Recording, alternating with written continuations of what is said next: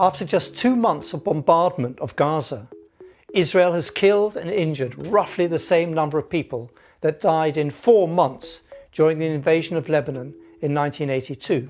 But the level of destruction is incomparably higher. We will only really know when a ceasefire is declared. But already, according to military analysts, northern Gaza, where 68% of the buildings have been destroyed, compares with the Allied bombing of Hamburg, Cologne and Dresden. After years of bombing, nearly 20,000 Palestinians, 70% of whom are women and children, have been killed in half the time it took to force the PLO to leave West Beirut in 1982. And yet still, Israel's bloodlust has not been sated for the Hamas attack on the 7th of October. Expressing the popular mood, you have television correspondents wishing that 100,000 Palestinians should have been killed. Daniela Weiss, the head of the Israeli settler movement, said that Gaza should be erased so that settlers could see the sea. Unlike the siege of Beirut or the 1982 massacres at Sabra and Shatila refugee camps, the nightly bombing of Gaza is being streamed live by Al Jazeera. Millions of Arabs cannot tear themselves away from witnessing the scenes of horror in real time. And this is having a seismic effect on public opinion in the Middle East. In Palestine itself, the pollster Khalil Shikaki found that 72% of correspondents believed that Hamas was correct to launch its attack on the 7th of October, with 82% in the West Bank backing it. At the same time, support for the Palestinian Authority has plummeted accordingly. Shikaki found that 60% wanted it dissolved. The same thing is happening in the Gulf states, which have or were thinking very seriously of normalizing relations with Israel.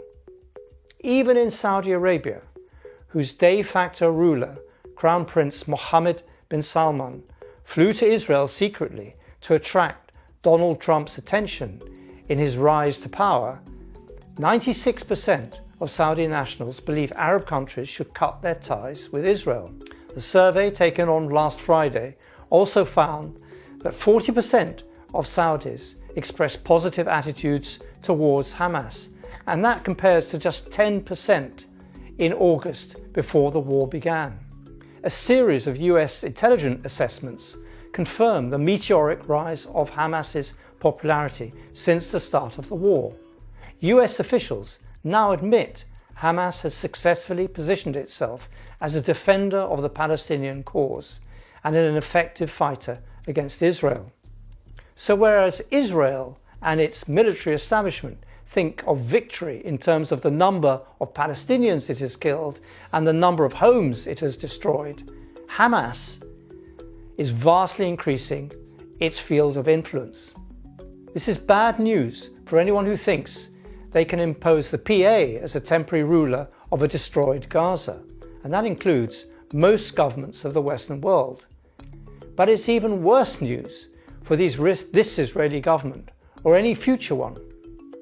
The destruction of Gaza is laying the foundations for another 50 years of war.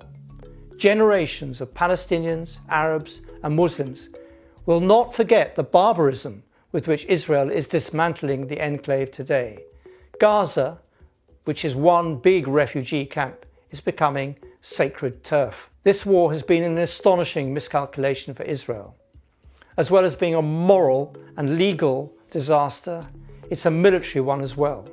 It's given the resistance a popularity and status in the Arab world unheard of for many decades. Mitot Hamas, which in Hebrew is collapse Hamas, is the slogan and aim of the Israeli war camp. It could well now revise this to read Mitot Israel, because that is the effect this war might yet have.